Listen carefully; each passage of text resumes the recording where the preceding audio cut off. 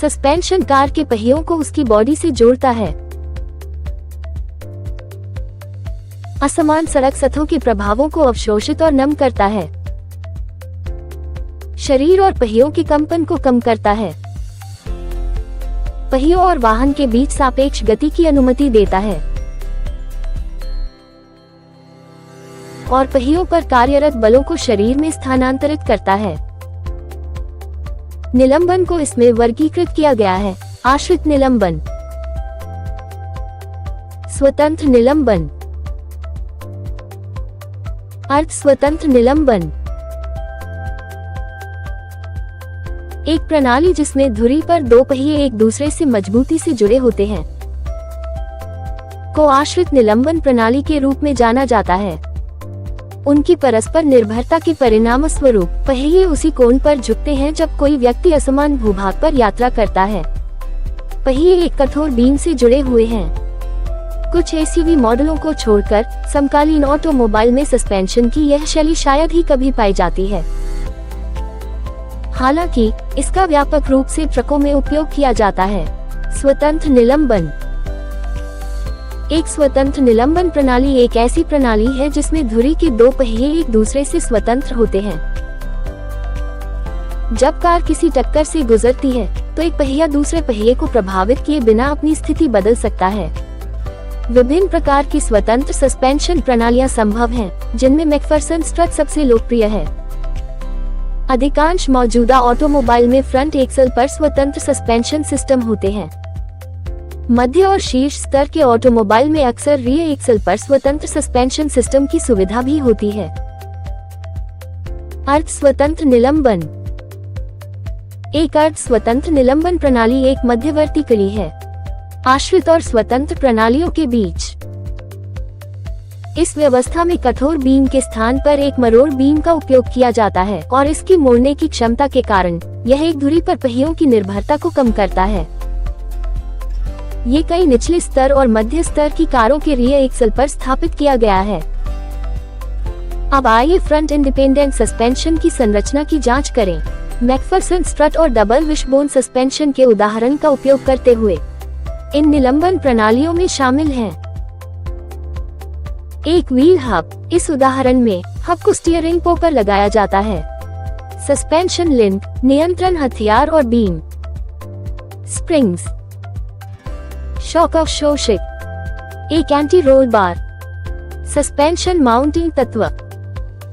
ध्यान दें कि एक भाग में एक से अधिक फंक्शन हो सकते हैं। उदाहरण के लिए मैकफरसन सस्पेंशन सिस्टम में स्ट्रट एक शॉक अवशोषक और एक नियंत्रण शाखा के रूप में काम कर सकता है। आइए अर्ध स्वतंत्र निलंबन की संरचना के बारे में जानें। इसका मुख्य तत्व मरोड़ किरण है। व्हील हब सीधे बीम पर लगा होता है। आइए सस्पेंशन घटकों पर करीब से नजर डालें। व्हील हब पहियों को नियंत्रण भुजाओं से जोड़ता है जिससे उनका घूमना संभव हो जाता है। आप स्टीयरिंग पो में एक व्हील हब और एक हब बियरिंग स्थापित देख सकते हैं। हब ब्रेक डिस्क और व्हील से जुड़ा हुआ है और हब बेयरिंग के माध्यम से स्टीयरिंग पो पर लगाया गया है। पहिए को घूमने की अनुमति देना। स्टीयरिंग पो में विभिन्न घटकों जैसे ब्रेक कैलिपर और नियंत्रण हथियार के लिए बंधन छेद होते हैं और साथ ही टाई रॉड्स जो स्टीयरिंग पो को घुमाती हैं।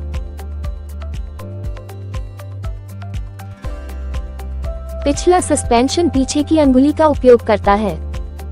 कभी कभी व्हील हब और हब बियरिंग सीधे बीम पर लगाए जाते हैं। आगे बढ़ें। शरीर के संबंध में पहियों की उचित गति। विभिन्न निलंबन लिंक हथियारों और बीम द्वारा सुनिश्चित किया जाता है। वे पार्श्व और अनुदैर्ध्य बलों को भी संचारित करते हैं जो पहियों पर लागू होते हैं। इस मामले में ऐसे भागों में मैकफरसन प्रणाली की भुजाएं और स्ट्रट शामिल हैं। लचीला कनेक्शन सुनिश्चित करने के लिए बाहों को रबर की झाड़ियों से सुसज्जित किया गया है और बॉल जोड़, जिस पर हम बाद में चर्चा करेंगे, जबकि स्ट्रट एक बियरिंग के साथ ऊपरी स्ट्रट माउंट का उपयोग करता है।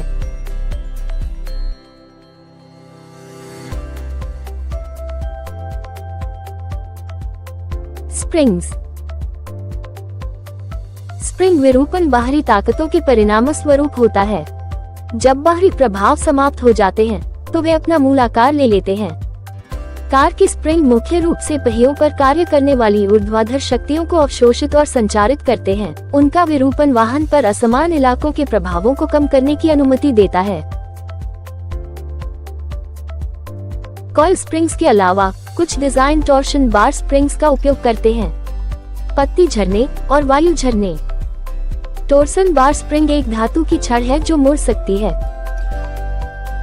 ये कारों में बहुत कम देखा जाता है, लेकिन मल्टी एक्सल और ट्रैक किए गए वाहनों में आम है।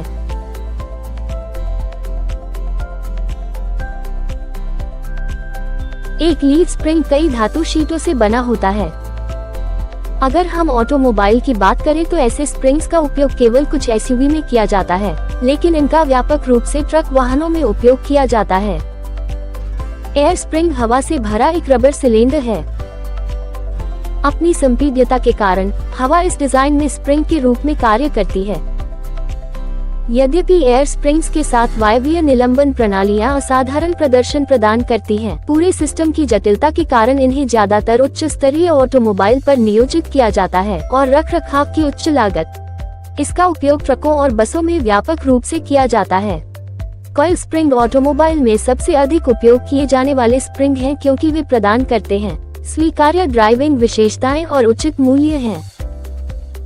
शॉक एब्जॉर्बर की ओर आगे बढ़ें। शॉक अवशोषक स्प्रिंग दोलन सहित कंपन और झटके को अवशोषित और कम करते हैं, जो शरीर और पहियों को प्रभावित करते हैं, कर्षण और आराम में सुधार करते हैं। आप कंपन को अवशोषित करने और कम करने के लिए काम करने वाले शॉक अवशोषक के साथ एक निलंबन प्रणाली देख सकते हैं।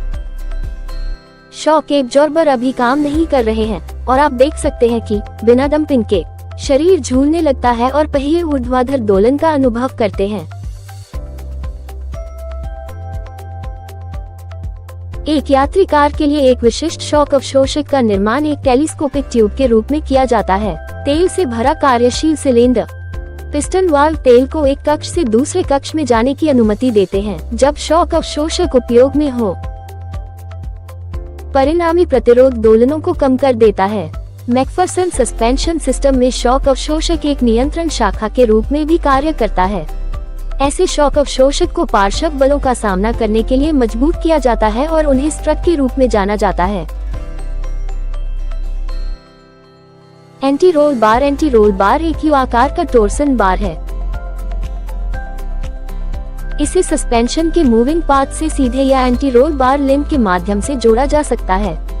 बार का मध्य भाग एंटी रोल बार बुशिंग के साथ फ्रेम या बॉडी से जुड़ा हुआ है। यदि दोनों पहिए एक उभार को पार करते हैं तो एंटी रोल बार झाड़ियों में घूमता है। यदि सिर्फ एक पहिया मुड़ता है तो एंटी रोल बार मुड़ जाता है, जिससे दूसरा पहिया हिल जाता है, थोड़ा सा भी, जिससे पहिए कुछ हद तक एक दूसरे पर निर्भर हो जाते हैं।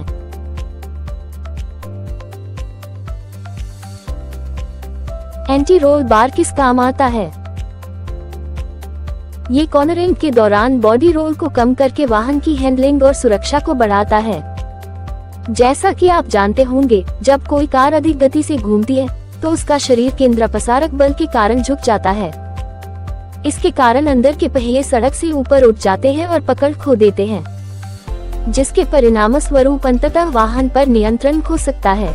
इस उदाहरण में एंटी रोल बार की विशेषताएं इसे मोड़ने की अनुमति देती हैं और वाहन का रोल कम करें।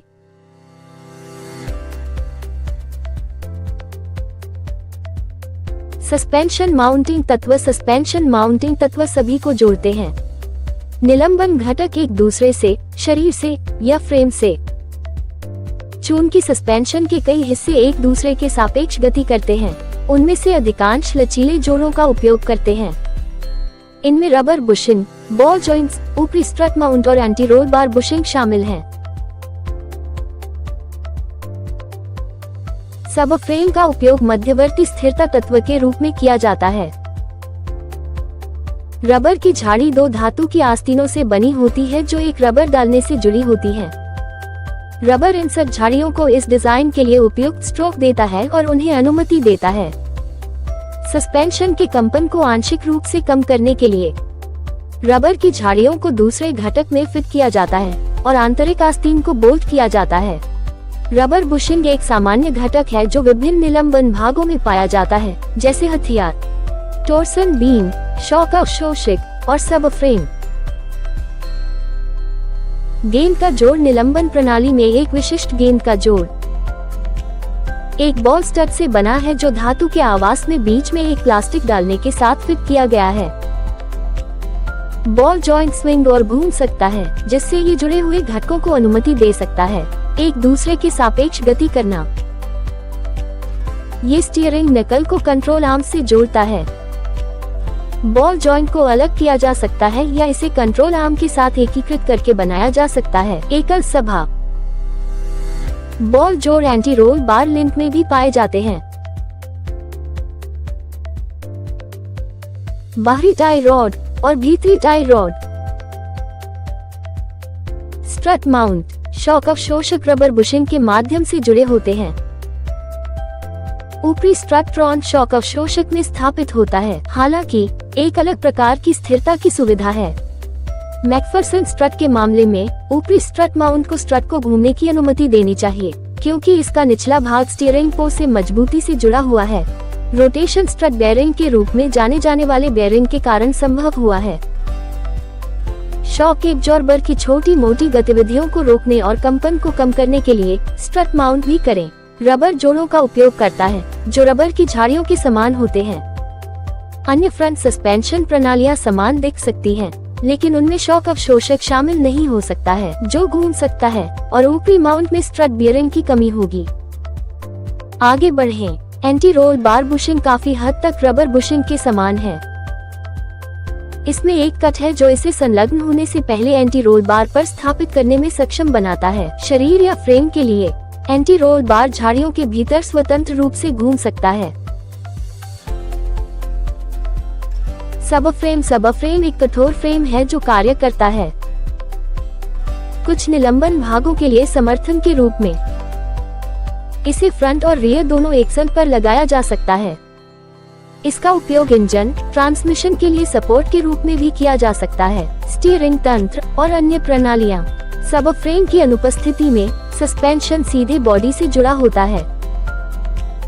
अंतिम बिंदु के रूप में मैं बताना चाहूँगा कि टायरों की भी आवश्यकता होती है और सतह की अनियमितताओं को आंशिक रूप से नम करें। टायर में जितनी अधिक हवा होगी, वह सड़क की किसी भी खराबी को उतना ही बेहतर ढंग से अवशोषित कर सकता है, लेकिन संचालन उतना ही खराब। ऑटोमोबाइल सस्पेंशन सिस्टम की हमारी जांच अब पूरी हो गई है।